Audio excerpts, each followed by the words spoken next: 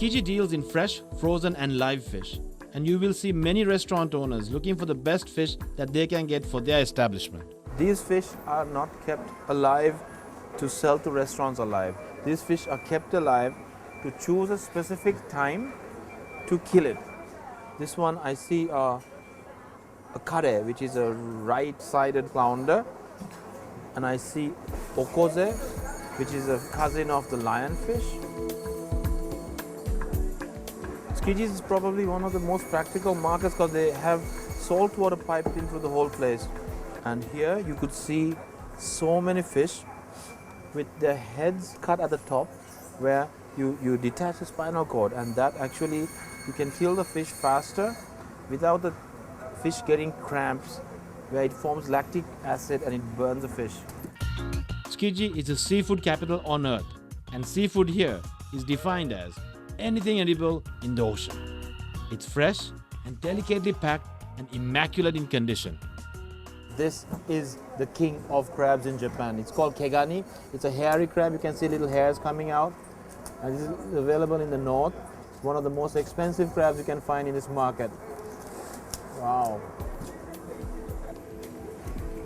This is zuwaigani. Unlike hairy crab, you don't get much good stock coming out of them. This one gives out a beautiful soup stock. It's a bit alive, and again from northern Japan. Long legs, unlike the hairy crab we saw before. This is kimmedai, a kind of sea bream, but probably the most expensive of the sea breams you find here. This kind of fish, when served sashimi, you take the scales out, but you leave the skin, and you cut it with the skin on it, and there's like a little bit of a orangish, pinkish piece of skin on the sashimi when you have it. Beautiful. Look at the glow on the eyes. Kimme means golden-eyed. This place is all shellfish. My eyes just went straight to the awabi, which is abalone. It's $50 a pop right now, but it's got to be the most beautiful piece of shellfish you could eat. This is probably one of the most beautiful oysters. In many restaurants, if you order this, it will cost you so much. And it's coming from northern Japan. I'm going to ask them whether I can eat one. These oysters are not like the oysters you would eat at an oyster bar or you would find in Hiroshima. They're very, very, very creamy.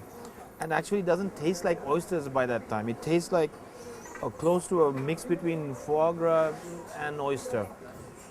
These are in season right now, and they're really, really, really expensive stuff. Look at the size of that meat. That's one oyster. Not many people have this privilege of trying to eat oysters inside the market. Shinju wa denai desu ka? 信じてね。よくご存知で。どうします？醤油かけますか？ちょこっとじゃあ醤油いただけます？ This is one oyster. It's cut into 5 pieces.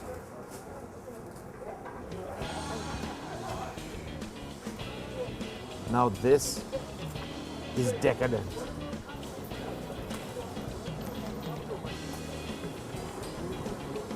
I eat oysters maybe once a year, and I wait for these to come in season and I have it at a sushi restaurant.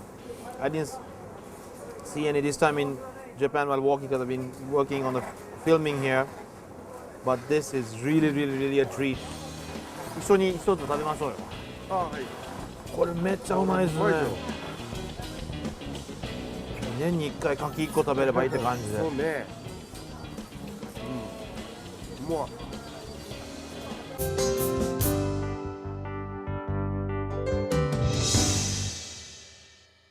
I hope you enjoyed what we saw in Japan. The great regal tuna of northern Japan. Huge one we saw. 1,000 fish in Colombo that we went to choose for Nihonbashi. Kelewala is a fish that we've been eating for centuries. Then, why on earth would we buy this? Canned tuna. The fish in here is probably canned 6 to 8 months ago. It's imported, it's in a can. We have no excuse to eat this. We have fresh tuna anywhere. I bought this can of tuna for $200, which has 130 grams. I bought this piece of tuna at the regular fish places that you would buy anywhere in Colombo. 300 grams, 200 bucks. So let me show you how to make this into a great tuna sandwich, and it's totally fresh. Kids love it, it's healthy. It's very, very simple. I'm just going to take the skin out. In the restaurant we cut these things bigger, and it's big chunks at a width of 1 nori sheet. I'm just going to cut this into small pieces and I'm going to steam it. Just cut it very thin. This tuna is something that Sri Lanka has, and that's you use it for ambultia, but it's still great for this tuna sandwich. I'm going to get a steamer, simple stainless steel steamer.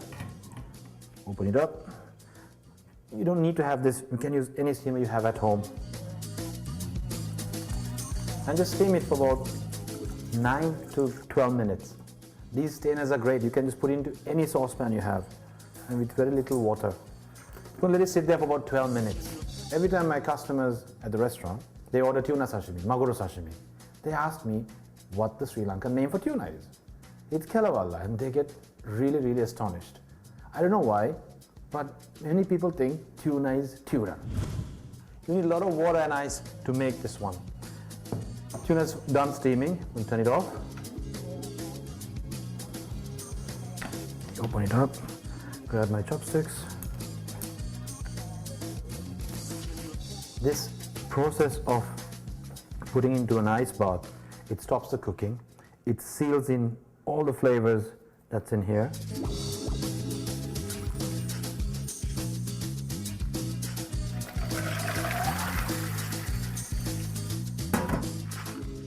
It's very easy to use chopsticks times like this. Just gonna get a plate.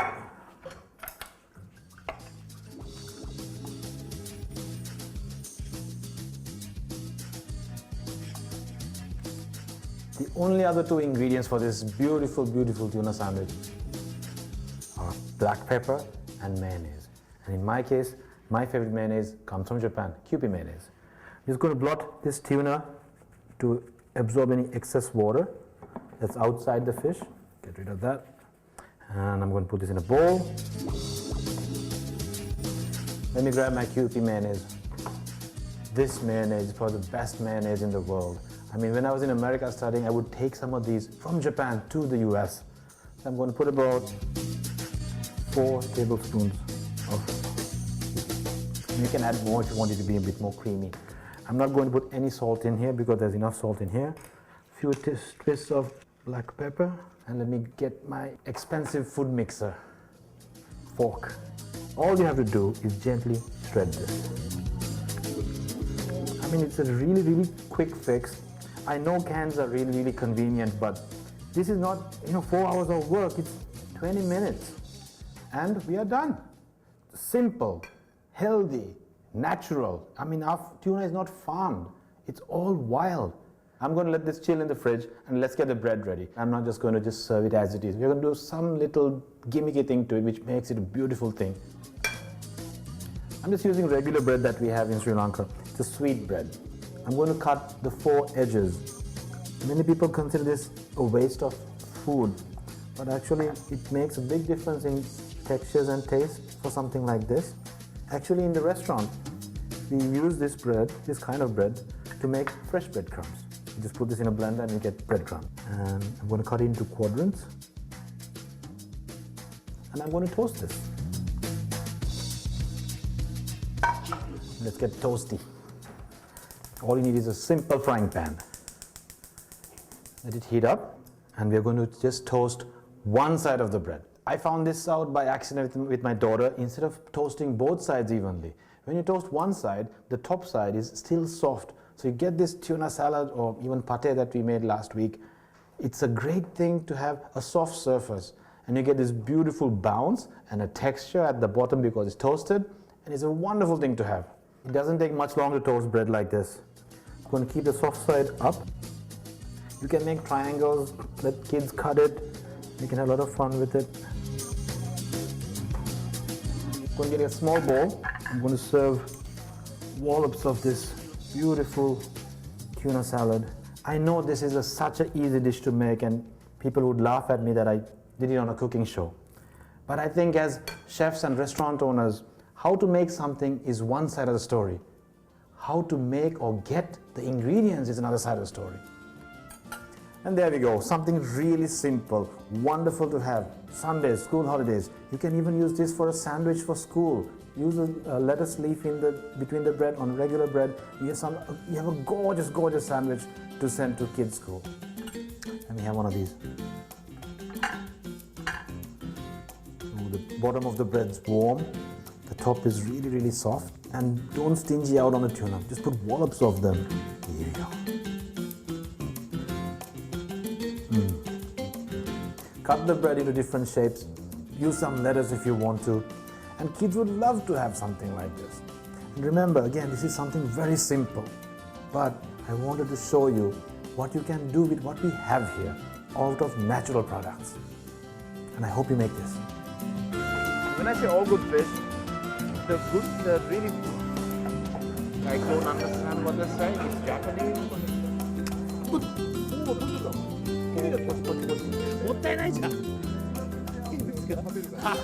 One more thing.